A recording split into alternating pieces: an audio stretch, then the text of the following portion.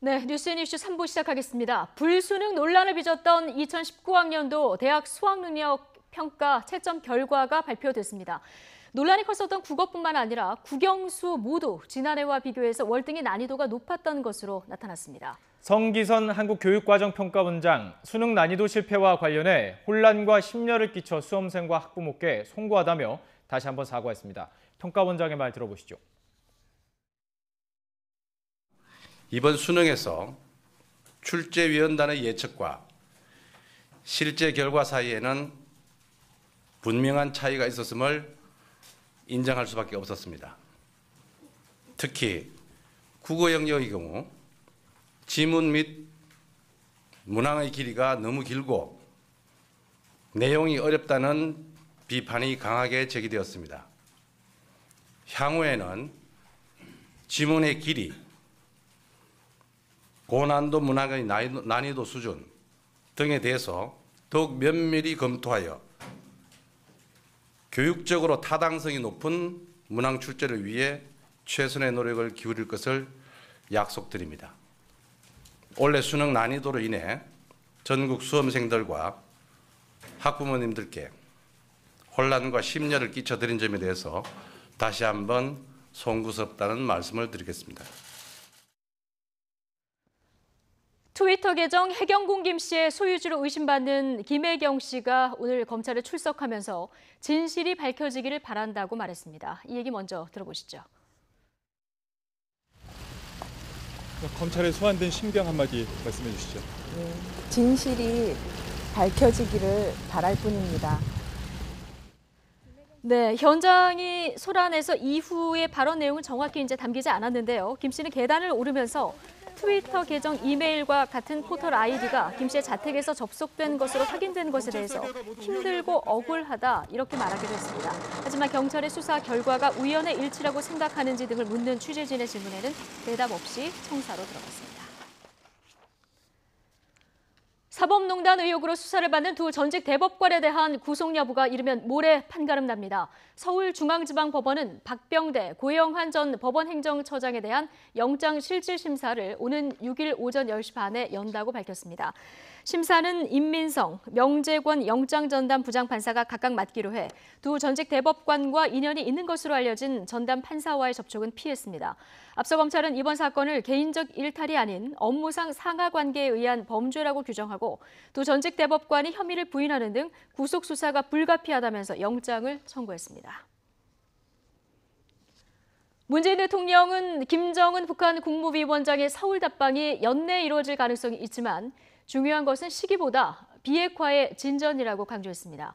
문 대통령은 아던 뉴질랜드 총리와의 정상회담을 끝으로 5박 8일간의 올해 마지막 순방 일정을 마치고 오늘 밤에 귀국합니다. 뉴질랜드 오클랜드에서 김도원 기자입니다. 문재인 대통령과 제신다 아던 뉴질랜드 총리가 취임 후 처음으로 만났습니다. 문 대통령은 뉴질랜드의 국빈 환대에 감사를 표하며 양국 관계 발전의 중요성을 강조했습니다. 아던 총리는 재임 중에 아이를 낳고 출산 휴가를 사용한 뒤 지난 8월 복귀했습니다. 양국은 외교 안보, 또 경제 통상, 인적 교류 등 다양한 분야에서 우호 협력 관계를 발전시켜 왔습니다. We'd like to think that when you've needed a friend that we have been there to stand alongside you. But it's continued to be an important strategic relationship going forward as well, which I hope that we can build upon here today. 회담 뒤 가진 기자회견에서 문재인 대통령은 김정은 북한 국무위원장의 서울 답방이 연내에 이뤄질 가능성이 있지만 중요한 건 시기보다 비핵화의 진전이라고 강조했습니다. 또 2차 북미 정상회담까지 이어지는 과정에서 보다 큰 폭의 비핵화 진전이 이뤄질 수 있도록 중재 역할을 다하겠다고 밝혔습니다. 문 대통령은 김 위원장의 답방 자체가 남북 간 화해와 평화, 비핵화의 진전에 이정표가 될 것으로 내다봤습니다. 중요한 것은 그 시기가 연내냐 아니냐라는 것보다는 김정은 위원장의 서울 답방이 북한의 비핵화를 더욱더 촉진하고 더 큰 진전을 이루게 하는 것이라고 생각합니다. 이번 한 뉴질랜드 정상회담을 계기로 뉴질랜드는 우리 국민의 출입국 편의를 위해 자동 여권 심사를 적용하기로 했습니다. 과학기술과 방산 분야 협력을 확대하고 워킹홀리데이 등 인적 교류 확대 방안도 논의됐습니다. 문 대통령은 포용적 성장이라는 국정 비전을 공유하는 양국 관계가 미래지향적으로 더욱 발전하기를 희망했습니다. 아던 총리와의 정상회담을 끝으로 5박 8일 동안의 3개국 순방 일정을 모두 마친 문 대통령은 곧 한국에 도착할 예정입니다. 오클랜드에서 YTN 김도원입니다. 2차 북미 정상회담이 1월 혹은 2월에 열릴 거다. 정상회담 의지를 확인한 트럼프 대통령. 이번에는 개최 장소와 관련해서 비행기로 갈 수 있는 거리 이렇게 언급했습니다. 이 개최지가 어딜까 관심인데요. 김정은 위원장의 동선이나 정치적 부담을 고려할 때 또다시 동남아 지역이 부상하고 있습니다. 워싱턴 김희준 특파원입니다. G20 정상회의 뒤 귀국길 전용기에서 2차 북미 정상회담 시기는 내년 1, 2월. 장소는 세 곳으로 압축해 밝힌 트럼프 대통령. 그 장소가 아시아냐는 질문에 비행기로 갈 수 있는 거리라고 답했습니다. 다만 김정은 위원장의 비행기를 뜻하느냐는 질문에는 명확한 답변을 피했습니다. 트럼프 대통령의 전용기 에어포스1이 세계 어디든 갈 수 있다는 점에서 김 위원장의 동선을 고려한 말이 아니냐는 해석이 나옵니다. 1차 북미 정상회담 때도 김 위원장의 비행거리와 정치적 부담을 고려해 아시아의 중립지대인 싱가포르가 낙점된 바 있습니다. 트럼프 대통령은 2차 북미 정상회담 장소로 싱가포르는 진작에 배제했습니다. It will be similar to the format we had before, most likely a different location. Again, it will be announced pretty soon. 따라서 동남아 중 북한 대사관이 있는 베트남과 인도네시아, 몽골 등이 후보지로 거론됩니다. 인도네시아는 1차 북미 정상회담 당시 개최 의지를 피력했고 베트남은 북한의 개혁 개방 모델로 꼽힙니다. 스위스와 스웨덴 등 유럽 제3국은 북한이 김 위원장의 이동 부담 등을 고려해 난색을 표한 것으로 전해집니다. 2차 북미 정상회담 시기는 이르면 1월 말 관측이 나오지만 북미 협상 속도를 보면 늦춰질 공산이 큽니다. 이 모든 것은 북한이 북미 고위급 회담과 김 위원장의 서울 답방에 얼마나 빨리 신호를 보내느냐에 달려 있습니다. 워싱턴에서 YTN 김희준입니다. 새 예산안 심사가 예산결산특별위원회 여야 간사단의 논의를 거쳐 이제 원내대표단의 협상 테이블로 무대를 옮기고 있습니다. 쟁점 예산 합의를 거쳐 언제 본회의를 열 수 있을지 관심이 모이고 있습니다. 국회 취재기자 연결해 보겠습니다. 염혜영 기자. 네, 국회입니다. 네, 지난주 토요일부터 이른바 소소위가 가동돼 왔는데요. 이 소소위 차원의 논의 거의 마무리됐다고요? 네, 진통 속에서도 이어지던 소소위는 오늘 새벽까지 1조 5천억 원 규모의 예산을 감액했습니다. 그렇다고 해서 내년도 예산안에 대한 여야 합의가 모두 끝난 건 아닌데요. 논의 테이블이 원내대표단으로 옮겨지는 겁니다. 이제 교섭단체 원내대표들끼리 쟁점으로 꼽힌 5가지 사안을 타결해야 합니다. 남북경제협력기금과 일자리 예산, 공무원 증원과 세수 결손 대책, 그리고 특수활동비 등입니다. 이 쟁점들은 그동안 예결위 전체 회의에서부터 간사간 합의에 이르기까지 이견을 좁히지 못했던 부분입니다. 자유한국당과 더불어민주당, 바른미래당 원내대표들은 어제 저녁 늦게까지 회동했고 오늘 오전부터 계속해서 접촉하고 있는 것으로 알려지고 있습니다. 다만 선거제도 개혁과 예산안을 연결하려는 야 3당의 시도가 심상치 않습니다. 바른미래당과 민주평화당, 정의당은 오늘 오후 2시에 연동형 비례대표제 결단을 촉구하는 공동 집회를 국회 로텐더홀에서 엽니다. 이후 연좌 농성도 계획하고 있어서 예산 전국이 한층 더 복잡하게 꼬이고 있습니다. 네, 오늘 국회에서는 인사청문회도 2건 열리고 있는데요. 오전 상황 어떻게 진행됐습니까? 네, 먼저 홍남기 경제부총리 겸 기획재정부 장관 후보자의 청문회에서는 소득주도 성장에 대한 질의가 집중됐습니다. 홍 후보자는 소득주도 성장은 추진 과정에서 논쟁이 많았지만 그 방향은 맞다고 강조했습니다. 그러면서 경제 지표가 전반적으로 부진하기 때문에 아직 효과가 나타나지 않은 것이라며 내년 하반기부터는 지표에 반영될 것으로 본다고 말했습니다. 한국당 의원들은 홍 후보자가 박근혜 정부의 비서관으로 일할 당시 작성한 캐비닛 문건 문제를 꺼내들었습니다. 홍 후보자가 해당 문건을 직접 작성했다고 확인한 바람에 같이 일했던 동료들에게 엄청난 영향을 미쳤다며 의리가 없다고 몰아세웠습니다. 홍 후보자는 이에 대해 그렇게 지적하시면 가슴이 아프다며 지적에 직접 맞서지는 않았습니다. 김상환 대법관 후보자에게는 사법농단 사태의 해결책을 묻는 질문이 집중됐습니다. 김 후보자는 전국 법관 대표회의가 법관 탄핵 소추를 검토할 필요가 있다고 의결한 데 대해 다수이든 소수이든 동료들의 솔직한 마음이 드러난 것으로 본다고 밝혔습니다. 그러면서도 연루된 판사들을 재판에서 배제하는 것에 대해서는 처분의 근거가 확립되기 전에 직무 배제하는 것은 주저되는 측면이 있다며 조심스러운 입장을 내놨습니다. 청문회에서는 김 후보자의 위장 전입과 다운 계약서 작성 의혹으로 여야가 공방을 벌이기도 했는데요. 김 후보자는 잘못을 솔직히 인정하고 사과드린다고 말했습니다. 지금까지 국회에서 YTN 염혜원입니다. 자유한국당 친박계와 비박계 의원들이 이명박, 박근혜 두 전직 대통령에 대한 불구속 재판 촉구 결의안 제출을 논의했지만 입장차로 최종 결론을 내지는 못했습니다. 비박계인 김무성, 권성동 의원과 친박계인 홍문종, 윤상현 의원 등은 지난 29일 조갑재, 정규재 씨 등 보수 인사와 만나서 문재인 정부를 견제하기 위해 힘을 모아야 한다는 데 원칙적인 공감대를 이뤘습니다. 김무성 의원 등은 특히 두 전직 대통령에 대한 불구속 재판 결의안 제출을 제안했지만 친박계인 홍문종 의원은 박근혜 전 대통령 탄핵에 대한 사과가 먼저라고 맞서며 이견을 좁히지 못했습니다. 소비자 물가 상승률이 2달 연속 2%대를 기록했습니다. 통계청이 오늘 발표한 소비자 물가 동향을 보면 지난달 소비자 물가 지수는 1년 전보다 2% 상승했습니다. 지난 10월에 이어 2달 연속 2%대로 오른 것으로 소비자 물가 상승률이 2달 연속 2%대를 기록한 것은 지난해 7월에서 9월 이후 14개월 만입니다. 농축수산물이 지난해 같은 기간보다 14.1% 뛰면서 전체 물가를 0.6%포인트 끌어올렸습니다. 편의점의 과밀화와 이에 따른 가맹점주의 경영 악화를 막기 위해서 경쟁사 사이의 출점거리 제한이 50에서 100m로 결정됐습니다. 공정거래위원회와 편의점 산업협회 소속 5개 업체는 오늘 오전 서울 중소기업중앙회에서 편의점 자율규약 선포식을 열고 편의점의 근접 출점을 막기로 합의했습니다. CU와 GS25시 등 5개 업체는 담배 소매인 지정업소 사이 거리 제한 기준이 50에서 100m 내에 경쟁사 편의점이 있을 때는 새로 편의점을 내지 않기로 했습니다.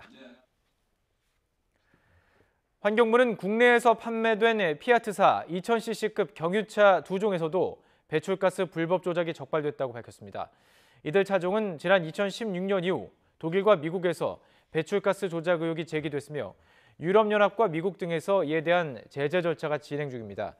국내에서 배출가스 조작이 확인된 차량은 2015년 3월부터 2016년 7월까지 판매된 집 레니게이드 1,600여 대와 2015년 4월부터 2017년 6월까지 판매된 피아트 500X 800여 대 등 모두 2,400여 대입니다. 환경부는 이번에 적발된 차량 전량에 대해 리콜 명령을 내리고 32억 원의 과징금을 부과하고 형사 고발할 방침입니다.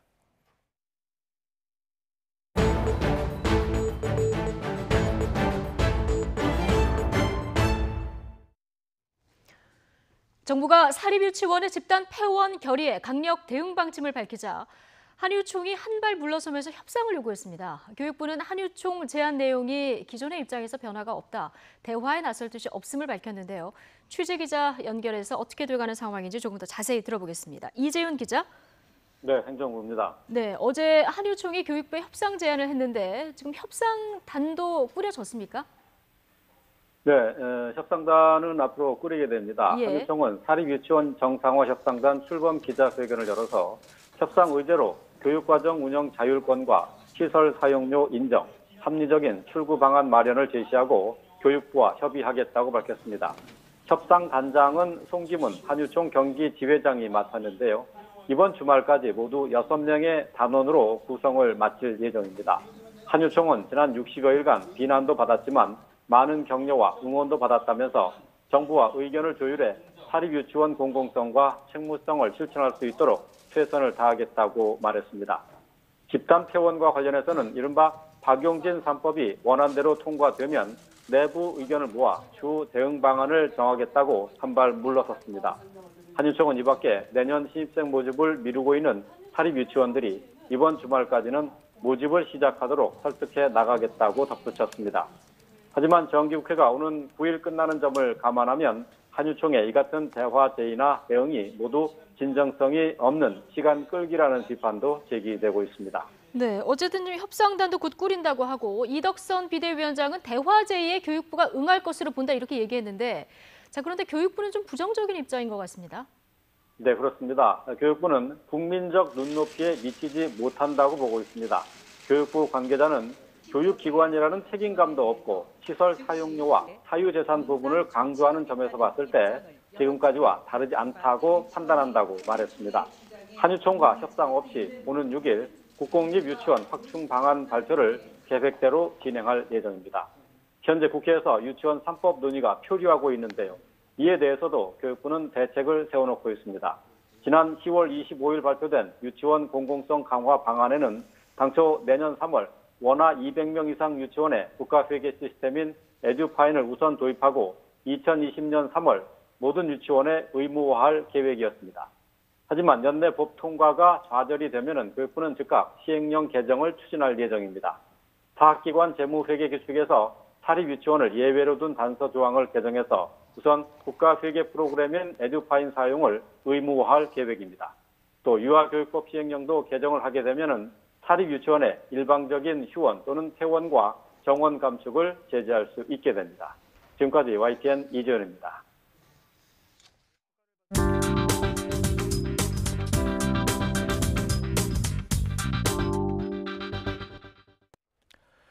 포털 사이트 사전에서는 농단을 이렇게 설명하고 있습니다.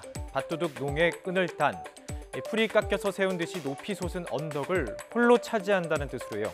가장 유리한 위치에서 이익과 권력을 독차지한다는 말이라고 합니다. 박근혜 정부의 국정농단에 이어서 사법농단에 대한 검찰 수사도 정점을 향해 가고 있습니다. 결국 어제 전직특 대법관에 대해서 사상 초유의 구속영장 청구가 있었습니다. 어떤 혐의가 있었길래 검찰은 이렇게 강공을 선택할 수밖에 없었을까요? 일제 강제징용 손해배상 청구할 때 그때 이제 김앤장과 비롯해가지고 이렇게 사건 재판 결과를 일부러 만들어 놓고 그쪽으로 몰아가지 않았습니까? 그리고 위안부, 전교조, 통진당 소송 개입. 그리고 최근에 가장 이렇게 집중적으로 검찰이 이분들한테 수사하고 있는 부분이 법관 블랙리스트 부분인데요. 법원 행정처가 당시에 정신적으로 문제가 있다면서 약간 양승태 대법원에 대해서 그리고 원세훈 재판에 대해서 부정적이었던 판사에 대해서는 허위 진단서까지 첨부해가면서 불이익을 줬어요. 그렇습니다. 이들의 혐의를 추적하다 보면 국내 최대 로펌인 김앤장이 등장합니다. YTN의 단독 보도로 김앤장을 검찰이 압수수색한 사실이 드러났는데요. 이 김앤장과 양승태 사법부 사이에서는 도대체 어떤 일이 있었던 것일까요? 강제징용 제3고심 판결을 늦추기 위해서 접수 초기에 심리 없이 재판을 끝내는 심리 불속행 기간을 넘기기로 내부 방침을 세웠습니다. 기간이 한 넉 달 정도 됩니다. 근데 김앤장이 이를 예상이라도 마치 한 듯이 심리 불속행 기간이 지나버린 2014년 5월에야 뒤늦게 소송 유임장과 상고 이유서를 제출을 합니다. 또 양승태 대법원이 사건을 전원합의체로 돌려서 재판을 지연하는 과정에도 김앤장이 등장합니다. 외교부가 의견서를 제출하면 이를 구실로 대법관들이 모두 모여서 심리하는 전원합의체로 넘겨서 재판을 지연하자는 방안이 나오는데 외교부가 반일 정서 등 여론을 의식해서 의견서 제출을 차일피일 미루자 임종원 전 차장은 김앤장을 통해 재촉에 나서게 됩니다. 이 부분이 좀 복잡하게 들리실 수 있는데요. 이게 일제 강제징용 피해자 소송 과정에서 양승태 사법부가 어떻게 개입을 했는지 구체적인 정황이 드러나고 있는 것입니다. 자, 자세히 살펴보면 2015년 임종원 전 차장, 이때 김앤장의 한 변호사에게 외교부의 의견서 제출을 촉구하는 서면 작성을 요청합니다. 그러니까 전범기업에게 유리한 서면을 내도록 독촉을 하고 있는 거죠. 그리고 또 다음 해에는 김앤장 소속의 전 유명한 외교통상부 장관, 그리고 곽병훈 전 청와대 법무비서관을 접촉을 해서 외교부의 의견서를 또 독촉하게 됩니다.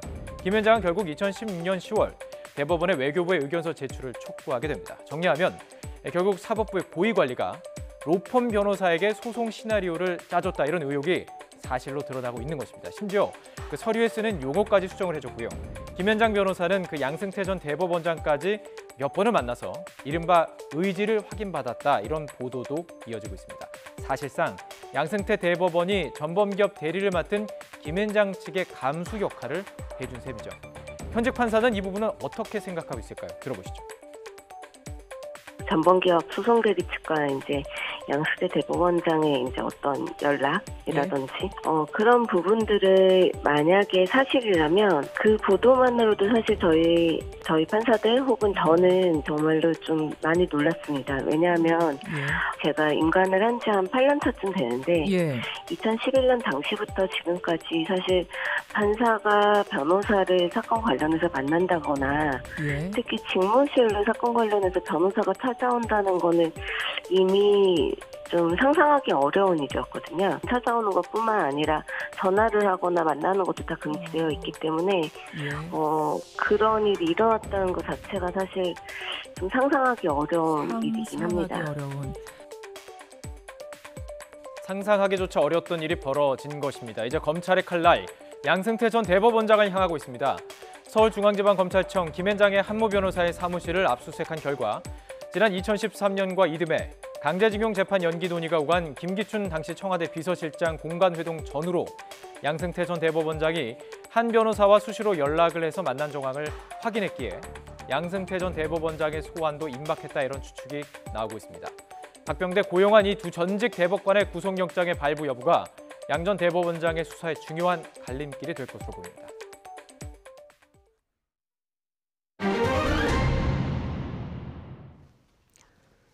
환경훼손으로 몸살을 앓던 곳이죠. 필리핀의 관광지 보라카이 섬이 필리핀 정부 의지로 6개월 동안 폐쇄됐다가 지난 10월에 다시 문을 열었는데요.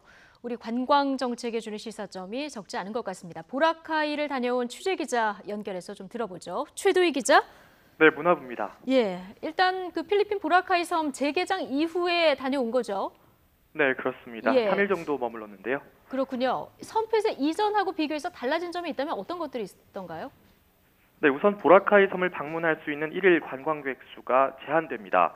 그러니까 보라카이 재개장 전에 하루 약 4만 명 정도를 섬에서 수용했다면 재개장 이후에는 이 기준이 19,000명으로 낮춰진 건데요. 여기에 그 정부의 허가를 받은 호텔이나 또 리조트만 섬에서 운영을 재개할 수 있고, 관광객들은 반드시 정부의 허가를 받은 숙박업소에 바우처가 있어야지 섬에 들어갈 수가 있습니다. 또 관광객은 해변에서 불꽃놀이도 할 수 없고 선베드도 사용할 수는 없는데요. 여기에 해변에서 음주와 흡연은 물론 허가 없는 모래성 쌓기조차 해서는 안 됩니다. 반려견을 데려와서도 안 되고 스쿠버 다이빙 같은 해양 스포츠도 당분간 제한되는 데다 허용된 곳에서만 일부 가능한 상황입니다. 이에 따라 보라카이 섬의 환경은 깨끗해졌지만 일각에서는 다소 심심한 섬이 됐지 않냐라는 그런 평가도 나오고 있는 게 사실입니다. 자, 긍정, 부정 평가가 동시에 나오는 것 같은데 관광객들 입장에서 보면은 할 수 있는 것들이 좀 줄어들다 보니까 이런 부정적인 평가가 나오는 것도 같습니다. 그런데 이런 평가에도 불구하고 필리핀 정부 보라카이 재건 계속하겠다, 이런 의지를 내비쳤군요. 네, 그렇습니다. 이와 관련해서 제가 지난달 27일 필리핀 관광 홍보차 방한한 필리핀 관광부 차관을 직접 만났는데요. 관광부 차관은 오히려 보라카이 재개장 이후에 보라카이를 찾은 관광객들의 피드백이 고무적이었다라고 반문했습니다. 여기에 보라카이 재건 노력이 장기적으로는 관광객에게 긍정적인 유쾌한 경험을 줄 수 있을 거라고도 확신했는데요.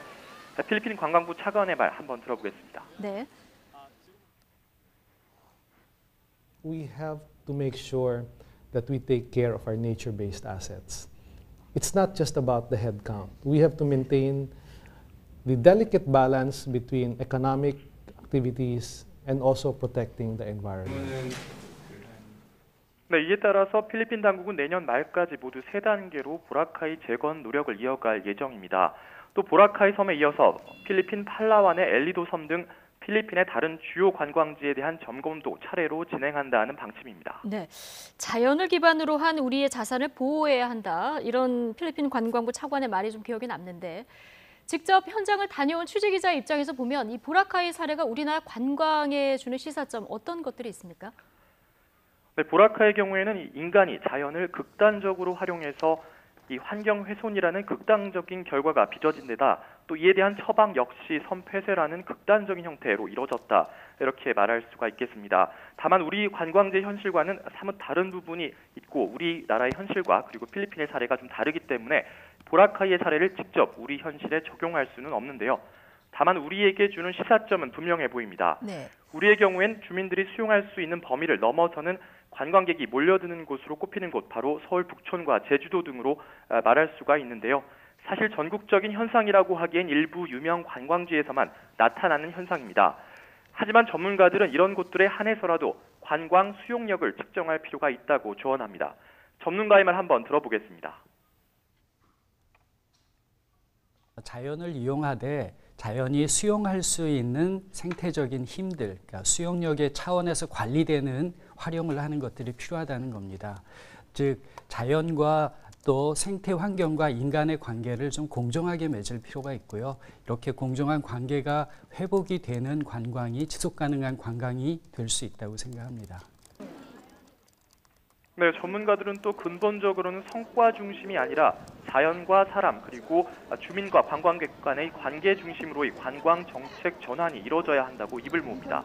그러니까 문제가 더 커지기 전에 주민과 관광객 그리고 자연의 관계를 재정립하는 그런 선제적인 대응이 필요하다고 하겠습니다. 지금까지 문화부에서 YTN 슈드입니다. 미국과 중국이 무역전쟁 휴전에 합의한 가운데 트럼프 대통령이 협상을 대중국 강경파의 손에 맡긴 것으로 전해졌습니다. 앞으로 있을 석 달간의 협상을 앞두고 중국을 강하게 압박해서 원하는 합의를 이끌어내겠다는 뜻으로 풀이되고 있습니다. 뉴욕에서 김용수 특파원의 보도입니다. 트럼프 대통령이 지난 1일 시진핑 주석과의 만찬에서 90일간 무역전쟁 휴전에 합의하면서 로버트 라이트하이저 미 무역대표부 대표가 협상을 맡는다고 중국에 통보한 것으로 전해졌습니다. 월스트리트저널은 협상파로 알려진 스티븐 무누신 재무장관을 상대해온 중국이 깜짝 놀랐다고 보도했습니다. 라이트하이저 대표는 그동안 중국과의 무역 협상에서 더욱 공격적인 관세 부과를 주장한 대중 강경파로 통합니다. 레리 커들러 백악관 국가경제위원장도 중국이 약속을 지켜야 한다며 라이트하이저 대표가 큰 역할을 할 것이라고 말했습니다. So we will be monitoring everything.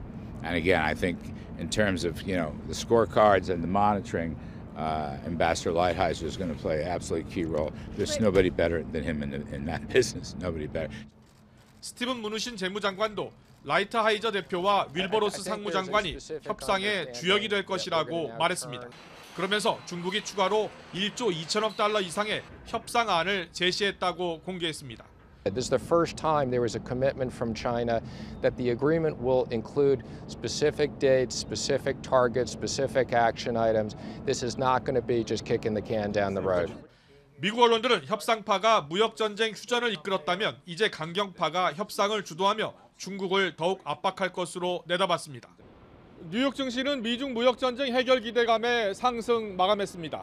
다만 협상이 쉽지 않을 것이라는 월가의 시각이 전해지며 추가 상승을 제한했습니다.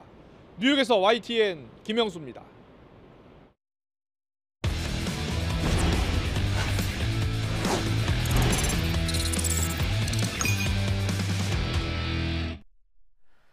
스포츠 소식 전해드립니다. 오늘은 축구 뉴스가 많은데요. 스포츠부 서봉국 기자와 함께 이야기 나눠보겠습니다. 안녕하십니까? 안녕하세요. 예, 그동안 축구, 특히 세계 축구는 호날두, 메시의 독주, 그래서 메날두 이런 얘기도 많이 불렀었잖아요. 그런데 그 두 명의 한 10년 독주를 끝내는 선수가 나타났다고요. 네, 바로 크로아티아 축구 대표팀의 미드필더 루카 모드리치 선수입니다. 이 선수가 호날두와 메시의 10년 양강 체제를 끝내면서 최고의 영예인 2018 발롱도르를 수상했습니다. 자, 발롱도르는 축구 전문지 프랑스 풋볼 주간입니다. 지금 시상식 장면이 나오는데 웃으면서 모드리치가 걸어 나오고 있죠. 각국 축구 기자단의 투표 결과로 한 해 최고의 선수를 뽑는 상입니다. 프랑스어로 발롱도르는 황금의 공이라는 뜻이고요. 그래서 트로피도 금색 공 모양입니다. 자, 역대 수상자를 잠깐 살펴보겠습니다. 자, 2008년부터 10년간 메시와 호날두가 각각 5차례씩 수상했었는데요. 메시는 심지어 4연패를 하기도 했습니다. 두 선수가 말 그대로 세계 축구계를 양분했죠. 11년 만에 새로운 주인공이 나타난 겁니다.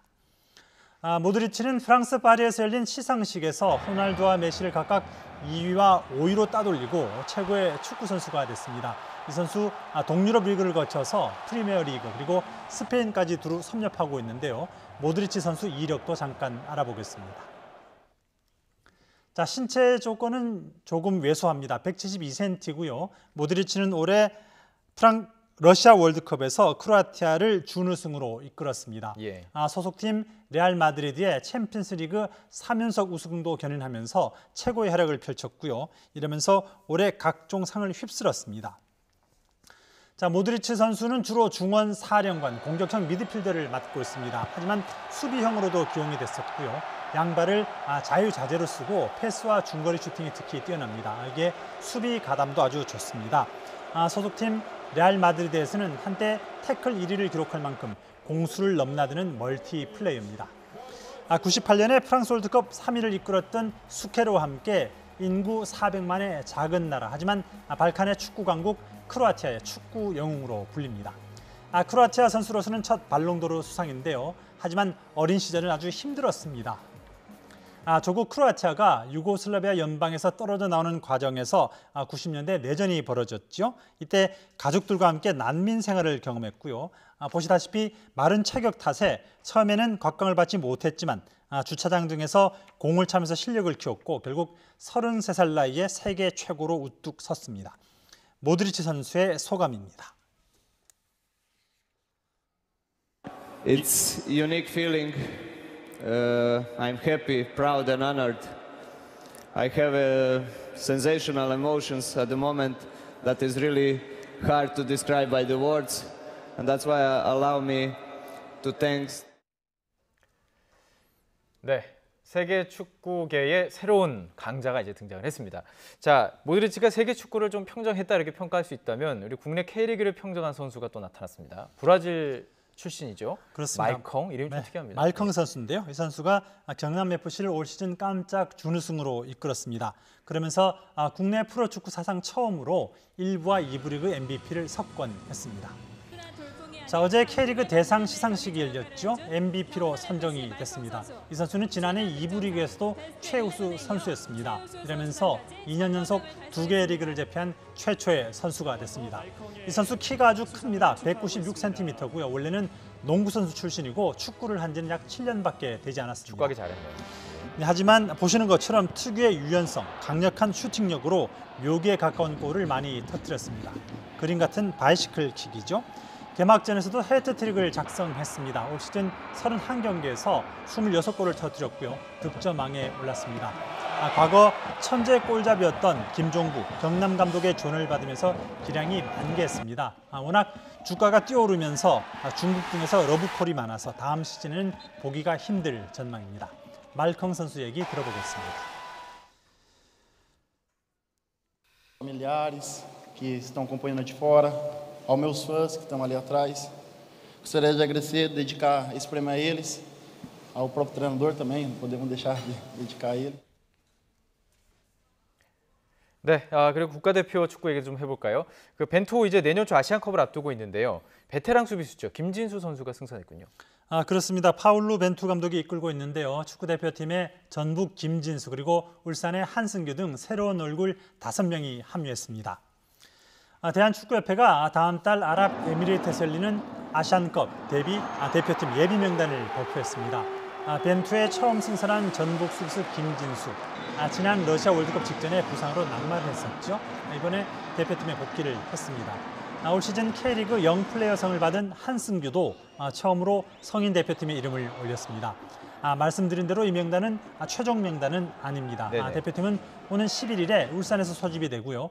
국내에서 전지훈련을 소화한 뒤에 20일쯤에 유럽에서 뛰는 해외파를 포함한 최종 명단을 발표할 예정입니다. 네, 마지막으로 바둑 소식을 좀 정리해보죠. 조금 좀 생소한 이름이 지금 도전자가 있습니다. 얘기해볼까요? 네, 이 선수 안국현 8단입니다. 최강 커제 구단을 상대로 세계대 우승에 도전을 하고 있습니다.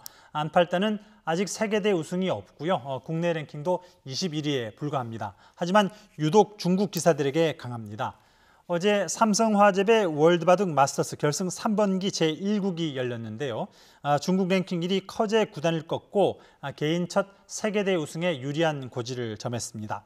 세계대회 5회 우승에 빛나는 커제에게 192수 만에 100불계승을 거뒀습니다. 안국현 8단 이러면서 최근 중국 기사 상대로 8연승을 거뒀는데요. 지금 현재 제2국이 진행 중입니다. 만일 오늘도 승리를 한다면 삼성화재배 우승으로 상금 3억 원의 주인이 됩니다. 네, 지금까지 스포츠 소식 서봉국 기자와 함께 자세히 정리해봤습니다. 고맙습니다.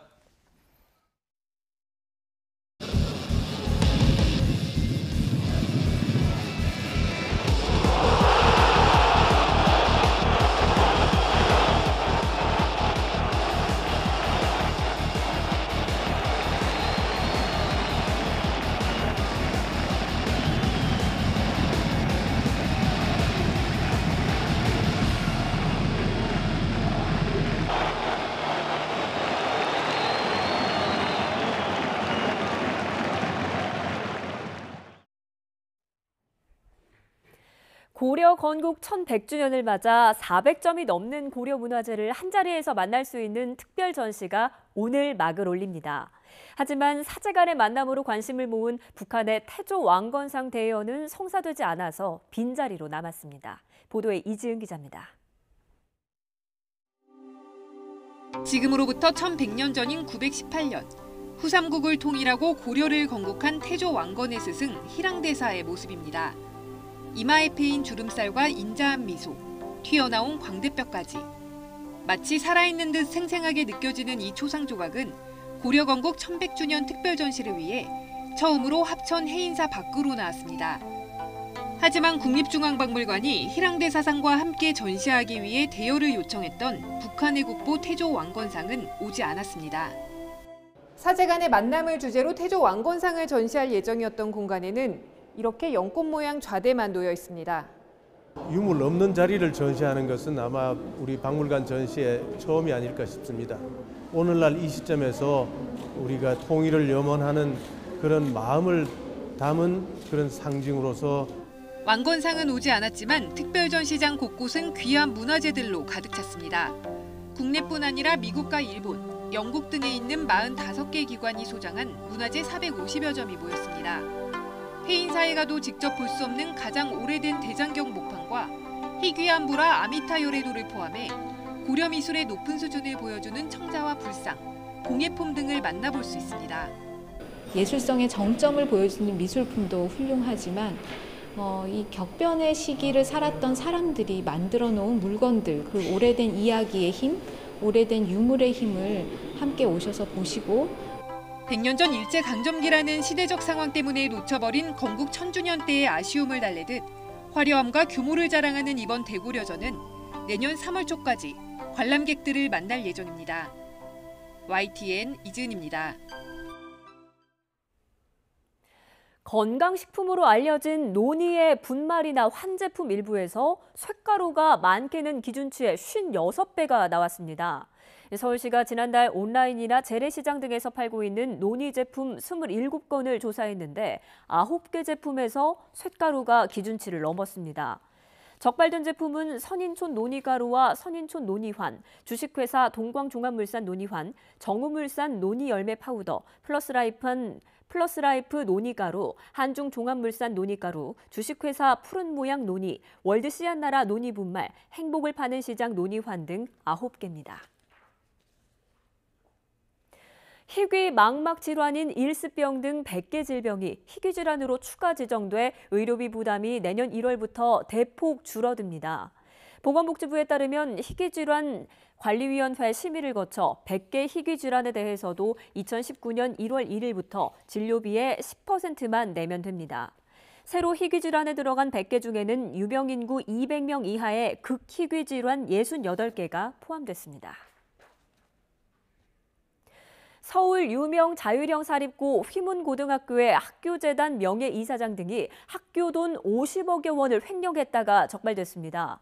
서울동작경찰서는 휘문중고등학교를 운영하는 학교법인 휘문의숙 명예이사장 김모 씨 등 8명을 횡령 혐의로 기소 의견으로 송치했습니다.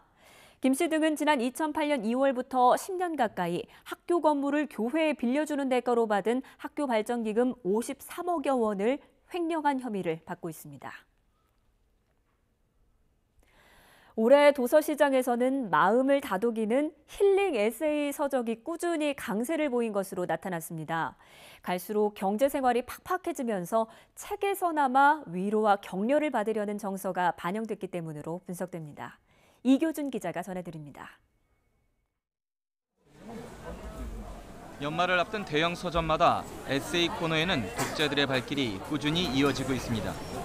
학생에서 직장인까지 다양한 모습입니다. 책장 넘길 때마다 한 문장에서 저에게 위로를 해주고 쓰다듬어 준다는 그런 느낌이 들어서 이런 에세이집을 자주 찾습니다. 교보문고 분석 결과 친숙한 디즈니 캐릭터에 따뜻한 위로를 더한 곰돌이 후 행복한 일은 매일 있어가 연간 종합판매 1위에 올랐습니다. 모든 순간이 너였다. 죽고 싶지만 떡볶이는 먹고 싶어 등 힐링 에세이가 올해 상위 10위권의 절반 이상을 차지했습니다. 위로를 주는 에세이라든가 그리고 그 캐릭터를 살려서 그림 위주의 에세이라든가 그런 위로와 공감을 이끄는 그런 에세이들이 인기를 끌었습니다. 올해 서점가에서 이 같은 힐링 에세이가 10대와 20대 여성뿐만 아니라 40, 50대 남성에 이르기까지 넓은 연령대에서 사랑을 받은 점이 특징 중 하나입니다. 이런 현상에는 실업률 증가 등 경제 여건과 1인 가구의 꾸준한 증가세가 영향을 미쳤다는 분석이 높습니다. 살기 힘들고 취업하기 힘들고 뭔가 여러 가지 각박한 현실들이 어떤 출판 시장에 반영이 되고 있는 것으로 해석해 볼 수 있는 것이죠. 감성 에세이 등의 인기에 힘입어 에세이와 시 분야가 지난해보다 21.9% 신장한 대비해 소설 분야는 2% 하락했습니다. 에세이 강세는 당분간 계속되겠지만 너무 많은 위로에 지친 독자들이 내년에는 인문학과 자기개발 분야 등으로 서서히 눈을 돌릴 것이라는 전망도 나옵니다. YTN 이교준입니다. 물렁뼈로 불리는 연골은 한 번 손상되면 쉽게 재생되지 않아서 관절염에 걸려도 치료가 쉽지 않은데요. 그런데 국내 연구진이 연골을 재생하는 유전자를 처음으로 발견했습니다. 개구리에서 찾았다고 합니다. 양혜영 기자가 취재했습니다. 나이가 들면서 생기는 관절염. 뼈와 뼈 사이 연골이 닳아 염증이 생기는데 문제는 한 번 손상되면 스스로 재생되지 않아 회복이 어렵다는 겁니다. 그런데 국내 연구진이 손상된 연골을 재생시킬 방법을 처음으로 알아냈습니다. 비밀은 사람과 유전적으로 비슷한 아프리카 발톱개구리의 머리뼈 형성 과정에 있었습니다. 관절염이 생기면 특정 효소가 나와 연골을 계속 분해해 염증을 일으키는 악순환이 일어나는데 이를 끊어주는 유전자를 찾은 겁니다. 특히 이 유전자는 연골 손상을 억제하는 것은 물론 재생까지 도왔습니다. ITGBL1이라고 불리는 유전자를 발견을 하게 되었는데 이 유전자가 연골 세포에서 발현이 돼서 연골 세포가 연골이 잘 만들어질 수 있도록 하는 기능 외에도 염증 반응을 억제를 해줄 수 있다는 그런 연구 결과를 같이 발견을 하게 됩니다. 연구진은 이 유전자가 사람의 세포에서도 똑같이 연골 손상을 억제하는 사실을 확인해 치료제 개발 가능성을 높였습니다. 줄기세포로 했을 때 가장 큰 문제점은 세포의 성질을 잃어버리는 그런 단점을 가지고 있습니다. 하지만 ITGBL1 같은 경우는 연골 세포의 성질을 그대로 유지시켜 줄 수 있는 능력을 가지고 있기 때문에 훨씬 더 치료적으로 더 좋다고 생각이 들 수가 있습니다. 이번 연구 결과는 사이언스 자매지 인터넷판에 실렸습니다. 연구진은 관절염 세포 치료제 개발을 위한 후속 연구를 진행 중이며 내년 초 벤처 회사도 세울 예정입니다. YTN 사이언스 양회영입니다. 겨울황사의 영향으로 전국에 황사비가 내렸습니다. 지금은 대부분 비가 그쳤지만 황사의 영향으로 비가 그친 뒤에도 미세먼지 농도가 다소 짙게 나타나겠고요. 퇴근길 무렵 찬바람이 불면서 미세먼지는 해소되겠습니다. 하지만 밤부터는 날씨가 무척 추워질 것으로 보이니까요. 퇴근길 보온에 각별히 신경 써주시기 바랍니다.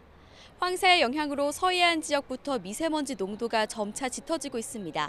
수도권과 영서, 충남과 광주의 미세먼지 농도는 오늘 나쁨 수준까지 치솟겠습니다. 외출 전 미세먼지 상황 확인하시고요. 마스크 꼭 챙기시기 바랍니다.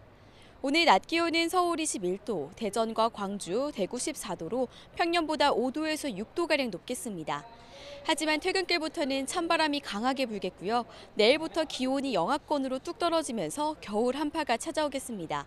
내일 서울의 아침 기온은 영하 4도로 오늘보다 무려 12도나 낮겠고요.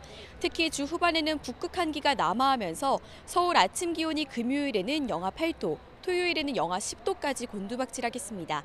이번 한파는 다음 주 후반까지 길게 이어지겠습니다. 한파 속에 금요일부터 주말 사이 서해안에는 많은 눈이 내릴 것으로 전망됩니다. 곳곳에 대설특보가 내려질 것으로 보이니까요. 추위와 함께 폭설에 대한 대비도 철저히 해주시기 바랍니다. 지금까지 상암동 야외 스튜디오에서 YTN 권혜인입니다. 네, 뉴스앤 이슈 1, 2, 3부 오늘 저희가 준비한 소식은 여기까지고요. 잠시 뒤 2시 노종면의 더 뉴스가 이어집니다. 네, 저희는 내일 오전 11시 정각에 다시 찾아뵙겠습니다. 여러분 고맙습니다.